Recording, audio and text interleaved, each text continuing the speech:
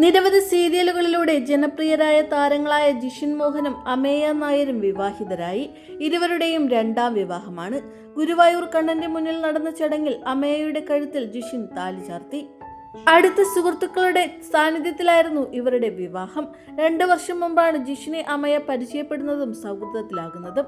അത് പിന്നീട് പ്രണയത്തിലേക്ക് മാറി. ശേഷം ലിവിംഗ് റിലേഷൻഷിപ്പ് ആരംഭിച്ചു. അത് വിജയകരമായതിനാലാണ് വിവാഹം നടത്താമെന്ന് താരങ്ങൾ തീരുമാനിച്ചത്. ഓഫ് വൈറ്റും ഗോൾഡും കലർന്ന നിറത്തിലുള്ള ഡിസൈനർ കുർത്തയും കസവുമുണ്ടുമായിരുന്നു ജിഷിന്റെ വേഷം. അതേ നിറത്തിൽ തന്നെയുള്ള സിമ്പിൾ ലെഹങ്കയും മിനിമൽ മേക്കപ്പും മിനിമൽ ജുവലറിയുമായിരുന്നു അമേയയുടേത്.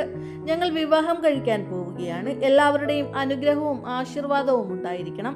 അമ്പലത്തിന്റെ റൂൾസ് പാലിക്കണം. പ്രശ്നം വരുന്ന രീതിയിൽ ഒന്നും സംഭവിക്കാതിരിക്കാൻ എല്ലാവരും ശ്രദ്ധിക്കണം.